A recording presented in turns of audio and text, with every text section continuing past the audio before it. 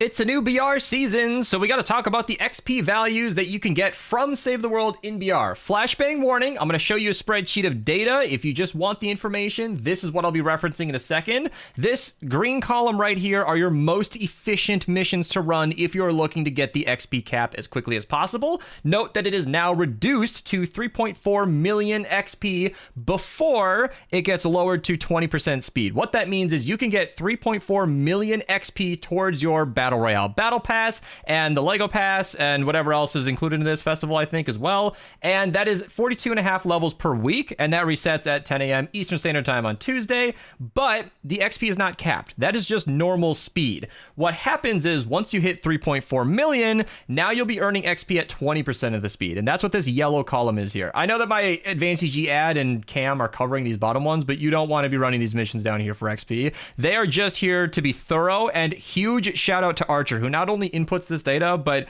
basically put himself through a little mini college course on Jason stuff on how to automatically update this sheet. So seriously, Archer, thank you. I am on like a big mental health break right now from Fortnite and content creation in general, and I'm able to record this because he's awesome and made this really easy. Like I can't not make this video and update you guys when the information is literally there. He just sends me a link. So thank you, Archer. If you want to support him, his code's right here. He deserves it. If you want to support me, my code's right there. You guys can use whoever code you want. But my point is, after the cap, this is the amount of XP you'll be getting. Now, back to Save the World. Let me draw it all back in.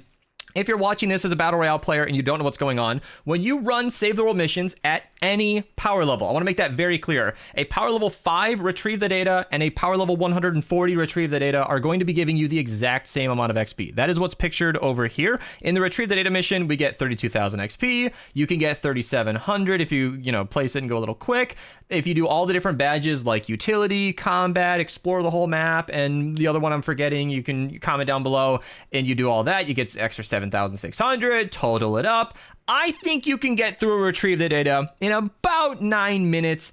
You should average, if you're grinding, 4,800 XP per minute. Now, you can check out this sheet in the description down below. If you just go to File, make a copy, you can change these values on your own. If you want to get serious about grinding a mission, you're like, well, me and my friends are struggling. Maybe it takes us 10 minutes. You can see what that new number is. You can just change that data on your own. These are just highly informed estimates. Between Archer and I, there's like 20,000 hours of Fortnite experience here. So like, this is roughly what we would do if we were like high levels in a low level zone. If you're new to the game, if you're new to Save the World, maybe you just picked up that Assassin Sarah pack that I don't have pictured right here, but on my channel where I post lots of different videos, I did actually make a video on the Assassin Sarah pack. So if you want to pick this up, get access to Save the World and have fun with the rest of us, that is how you actually get access to the game. It's at like the bottom of the BR shop. So, code Mista if you want to support me with that purchase. But if you're new to the game, it might take a little while longer. And honestly, this is so much XP that you can just play Save the World at whatever pace you want and you'll be getting all the XP in the world. Now,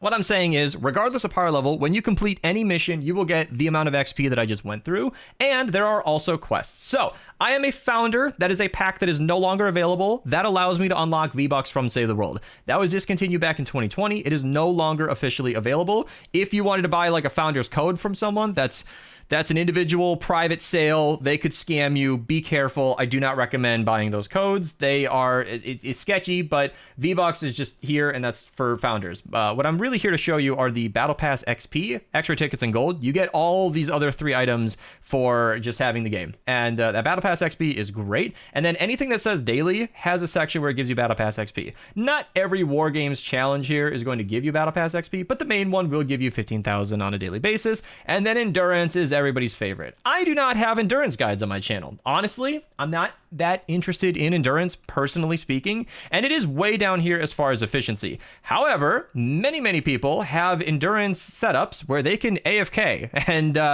yeah, if you just want to run your game overnight while you're at school, whatever, and get 4,000 BR XP, I don't blame you. I don't blame you. And you can get the daily challenges done as well. I could see why people do it. I don't really make guides on that myself. If you are interested in playing the game, not necessarily a tutorial, I do have an entire playlist of trap guides that I'll be linking in the description down below.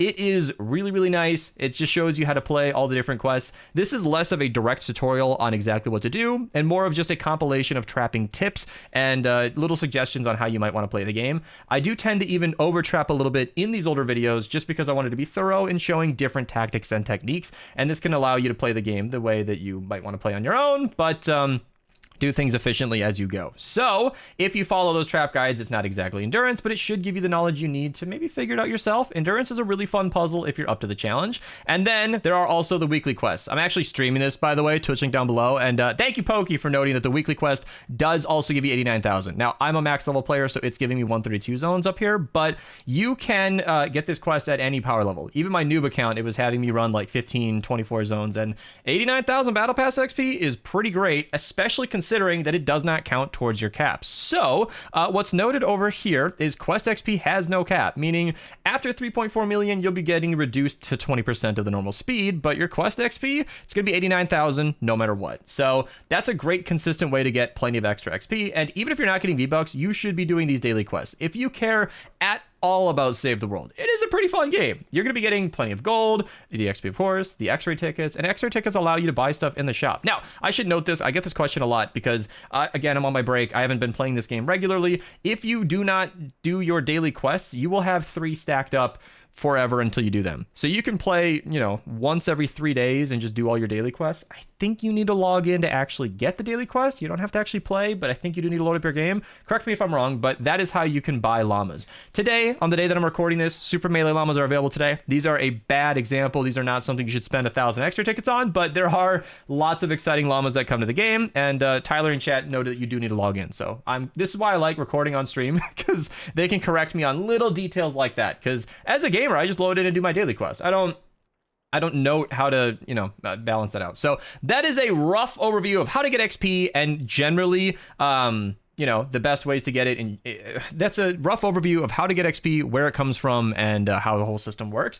If you wanted to do it efficiently and you really wanted to just spam a mission, destroy the encampments if you are not AFKing endurance is easily the best. It's been that way for a long time. 3 years ago, I made a really good video that is still relevant right here. Faster than playing BR, and it is. Running encampments with these loadouts here is a fantastic way to get all the XP. You can see I'm in a really low level zone. We are all capping out Stonewood stats here. Throwing down a Teddy just insta-kills everything. I'll link this video down below. I know it's old, it's still relevant. I wouldn't be linking it if it wasn't. This is a good guide that shows you exactly how to get through things quickly. You can see I'm just launching across the map, collecting fragments, which allows my Teddy to have a reduced cooldown. And then when I put my Teddy down, if I do that in a second here, I guess the Xenon Bow is just doing too much work. It'll just clear out everything automatically. I guess it's not even pictured, so bad example. But yeah, it's really, really good. And doing this can be kind of fun. With a good team or even solo, you can get through the encampments missions in like 5 minutes. And that's why it says 5 minutes. If you get really unlucky with placements, you might have to spend 8 minutes. And you could see that 5,675 would have brought it all the way down here. So it's not necessarily the most efficient, but it is fun. In my opinion, running around the map, spamming teddies, killing things as quickly as possible is a really enjoyable experience. And if you are less new to the game and you are able to do so, the Candy Storm King fight can be done in about 2 to 3 minutes. It's pretty quick. You can get through it pretty easily. If you're a new player, this will be a challenge. It definitely was for me when I played it for the first time. So, you know, there's no harm in having a trouble with the boss fight, right? But if you are a really high level player, you can breeze through this no problem. So, yeah, I hope this video was helpful. Thank you again to Archer. Thank you for watching. Thank you to my loyal subscribers who have stuck around while I'm going through this break. I am not okay, but it's okay to not be okay. But I'm here today. So if you have any questions, comment down below. I do read every single comment on my entire channel. So feel free to ask anything. Discord link down below if you guys want to have some people to play with, and that should be it. So yeah, goodbye. I'm out of here. Enjoy the new season. Have some fun.